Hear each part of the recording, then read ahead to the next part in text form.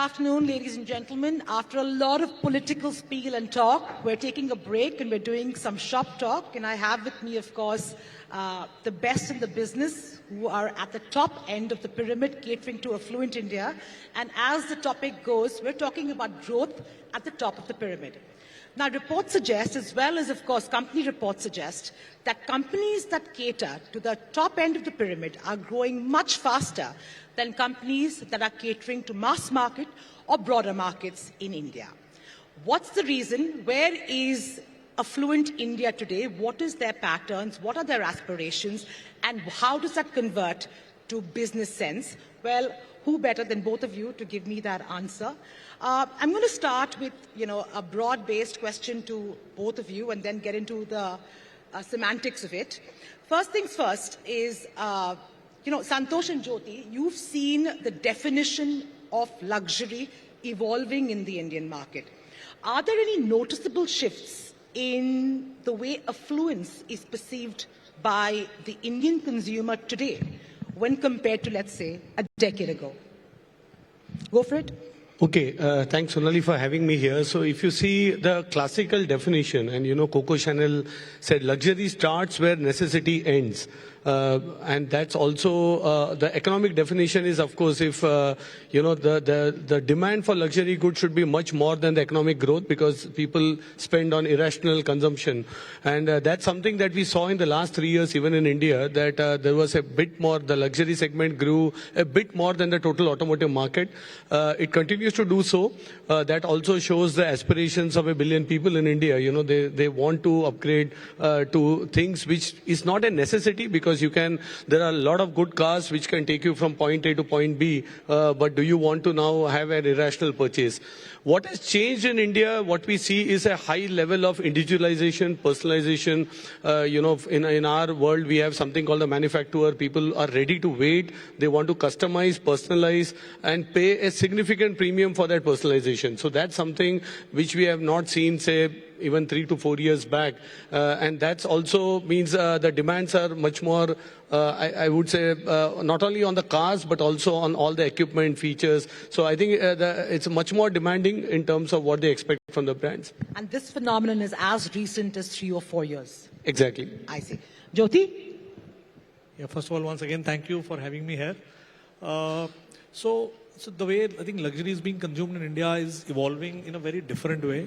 India, as we know, we all know, is a young country. We have youngsters who are driving the overall economy, and so the luxury industry.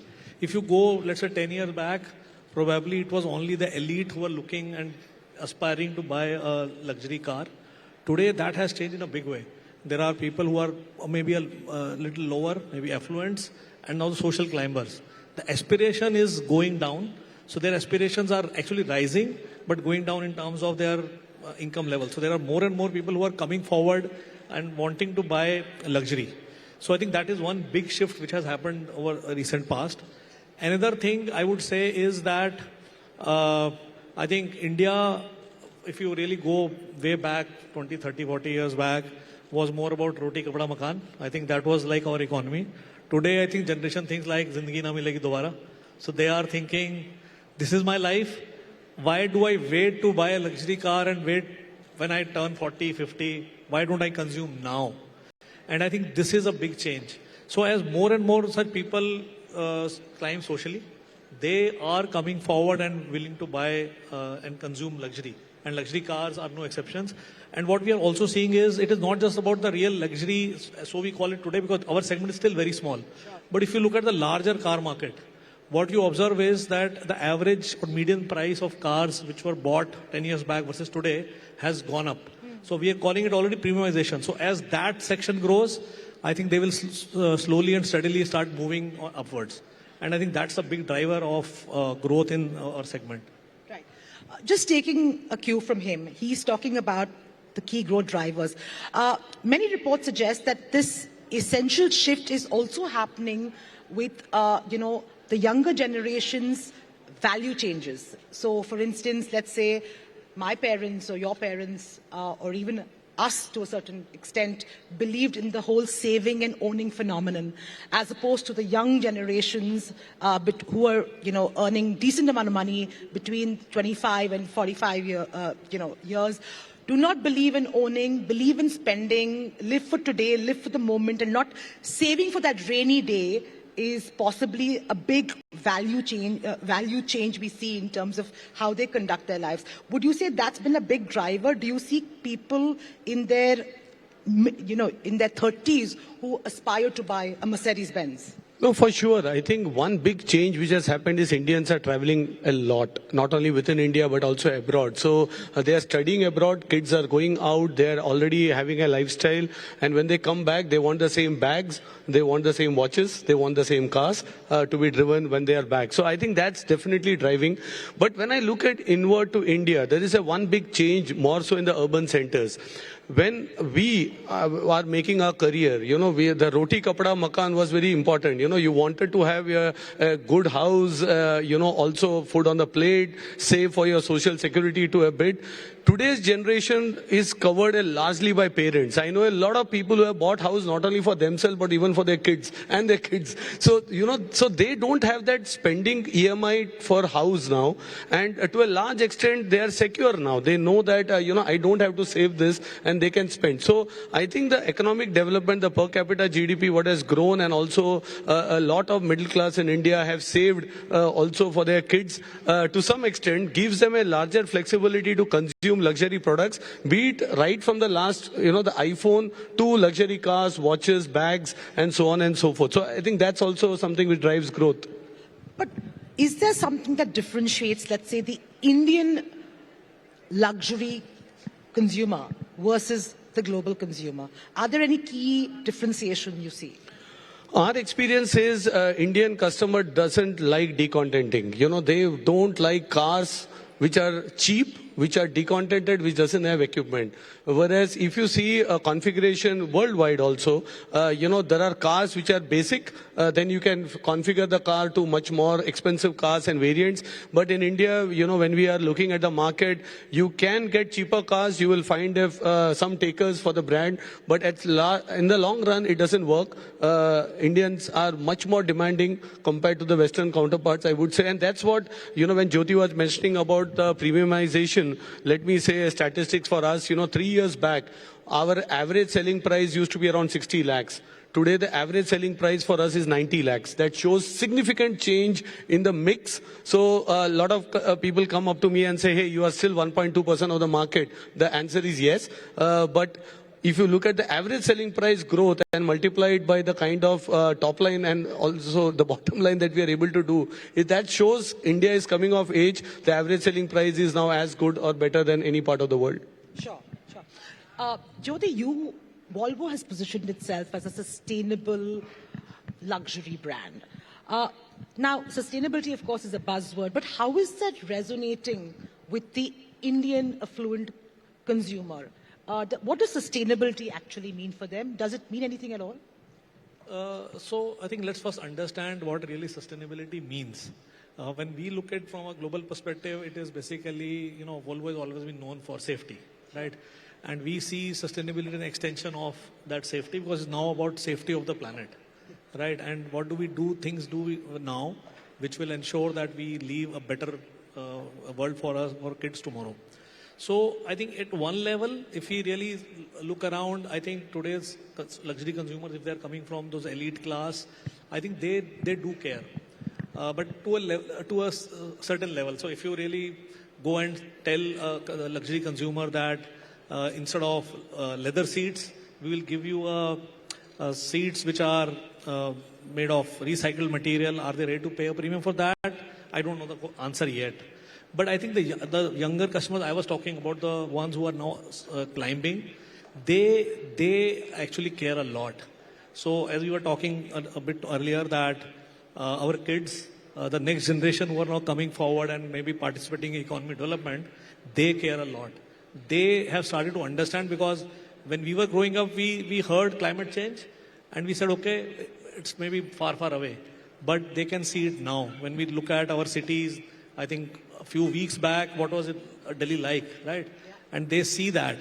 and they know and they are much more caring. So I believe that sustainability is going to be very, very critical for the country and for the luxury also.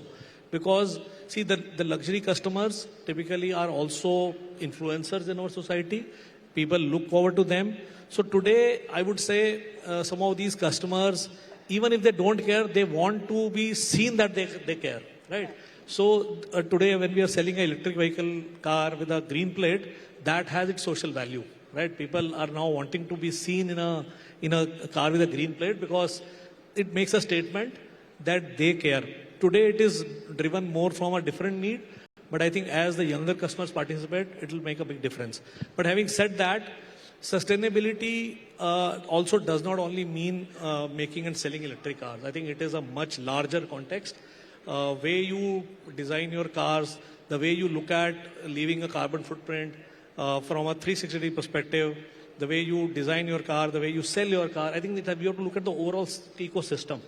And for Indian perspective, I think it is very important. And that is why we believe that electrification is at the center of this whole sustainability. And we need to ensure that we do the right things for Indian consumers. And I think it is resonating with our customers. So today we are already selling, although we are very small, but almost like 1 in every 4 cars we sell is already electric, which I think tells that customers are willing to come forward and take those cars. Yeah. Interesting. Santosh, I'm curious to know, are there any big regional disparities when it comes to luxury consumption? For instance, is there a difference between, let's say, a tier 2, tier 3 consumer versus a metro consumer? Or are we seeing more homogeneous kind of behavior? Not really. Let me give a few statistics. So luxury car market this year would be around 50,000 cars. In a 4 million car market, that makes it to be around 1.2%. So that's the penetration of luxury to the total car market. Now let's split tier 1, tier 2, tier 3. So tier 1 markets, if you see, which is the Bombay, Delhi, based on population density, they are already at 2.5%. In terms of penetration to luxury. If you go to tier 2, they are at 1 to 1.2, and tier 3 markets in India are at 0.4. So now the runway is huge, because if you look at developed markets, they are at 11, 12% in terms of penetration. So I think as market matures, the tier 1 will go further up, tier 2 and tier 3 and so on and so forth. Even in tier 1, you know, when I look at South Mumbai, though we are in Delhi, I don't have the Delhi pin code statistics, but I was just looking at now South Mumbai. They are at 6.5% is already South Mumbai when it comes to luxury penetration. It's as good as any Western world that we see. So I think there are disparities for sure. It's too late to look at it. There is an opportunity at one end of the spectrum that you can really go in. On the other side, I think the best is yet to come. You have a point of view on that? Yeah, I think I agree. Today, if you really see from I think wealth distribution in India, and you actually go even beyond states and go into districts, maybe it is 15 to 20 districts within India who are like where all the wealth really sits. But what we have seen is the growth is coming beyond that now. I think in the last 10 years or so, we have seen growth coming at a much faster pace from those centers. So I think we will see that evolving from those centers as well. But I think these cities will continue to grow faster, because let's not forget that when we look at overall car industry, not just luxury, our penetration is still like 25 per thousand, which is very, very low. And which tells us there is a huge potential ahead. And even, I think on one side, we are only 1.2% of the total car industry.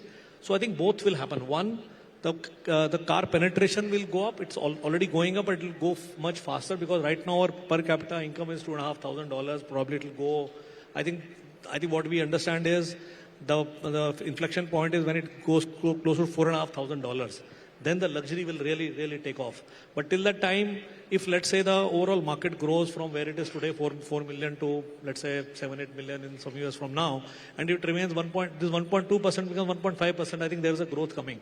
But this growth is going to become much more wider, not just concentrated on these 14-15 districts. It will go much, much wider. And I think that is where tier 1, tier 2 cities, beyond metro towns and beyond state capitals, will participate in this growth. So I think it's widening for sure. Right. Santosh, to you, how much of the global trends are really impacting the Indian consumer? Does the Indian consumer, prefer international brands over homegrown brands? Is there some balancing act there? Also, are they more interested and inclined towards, let's say, bespoke and personalized offerings? Firstly, when it comes to luxury, there has to be a DNA as well. And the DNA comes from heritage, history, legacy, innovations. And money. Of course, all that costs money as well.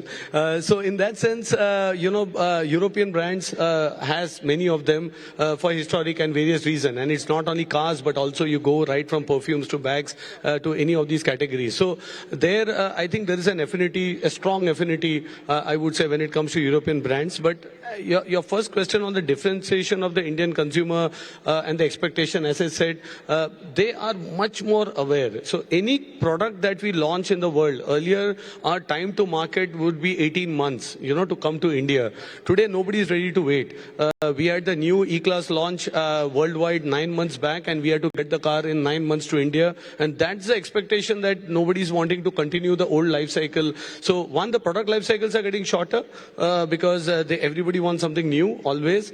Second, the time to market when we launch something from across the world to India, this needs to be as fast. We can explain India is a right-hand drive market. We need time, certification, challenges, but customer is not ready to wait, and then they shift. So I think that puts a lot of pressure on us to get the cars as soon as possible. Absolutely.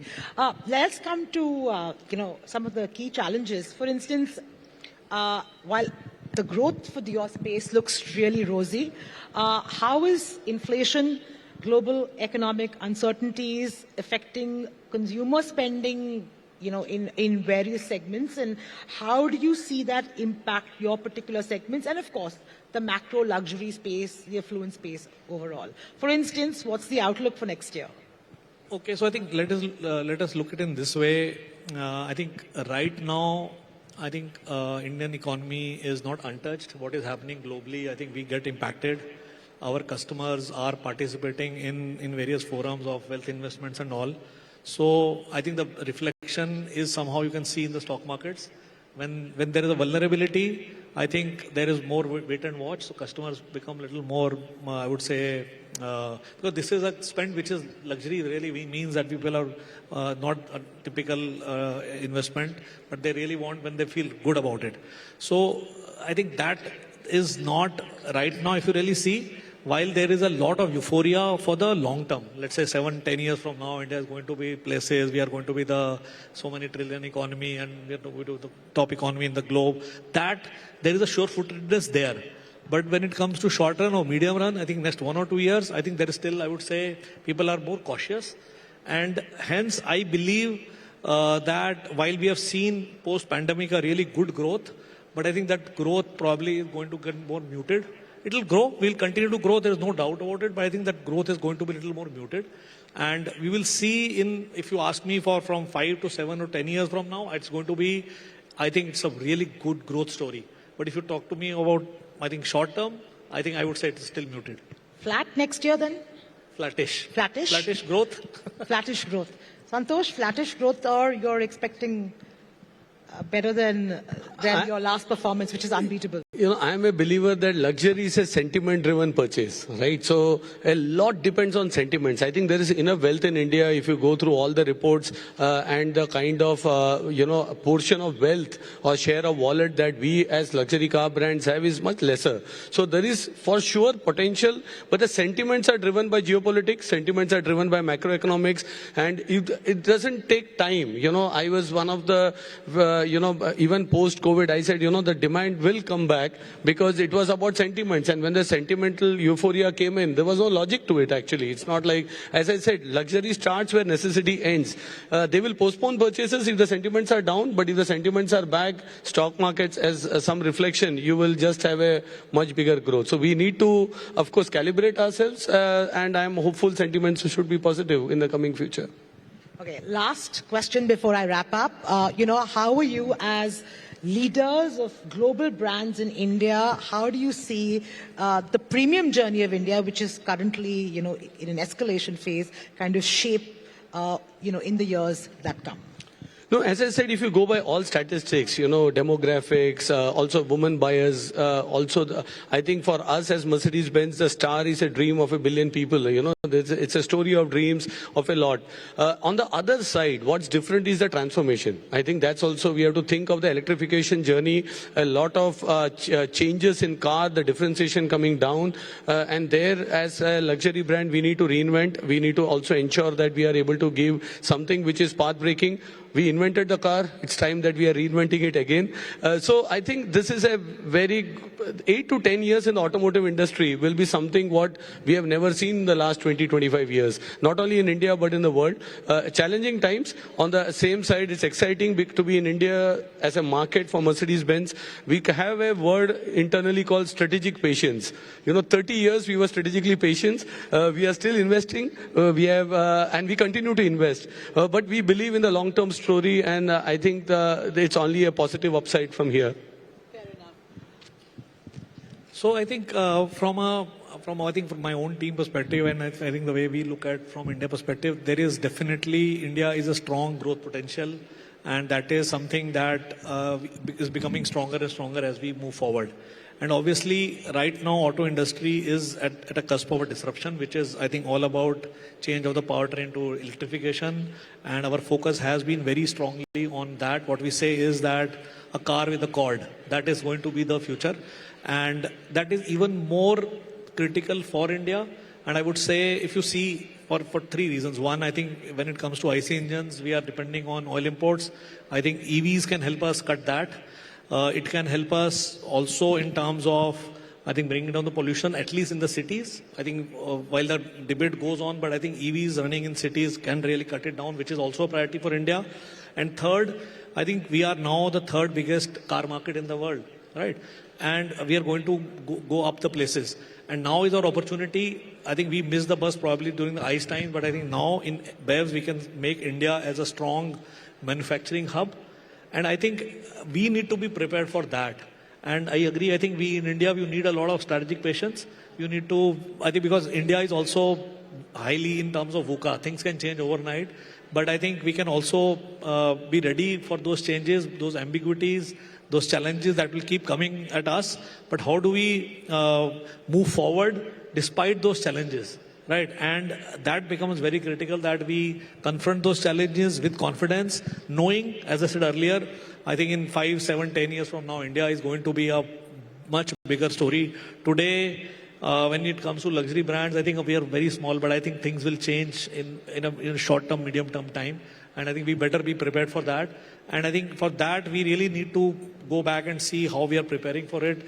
The world is becoming more digitally connected and cars are changing. So we need to be ready and lead from the front. Well, on that note, thank you so much, Santosh and Jyoti. That's been pretty candid in your thoughts. And here's to more strategic patience and a bullish run for both of you. And it's lovely to see that two competitors sitting together and having a friendly chat. It's a rare sight. Thank you so much. Thank you. Thank you very much. Thank you.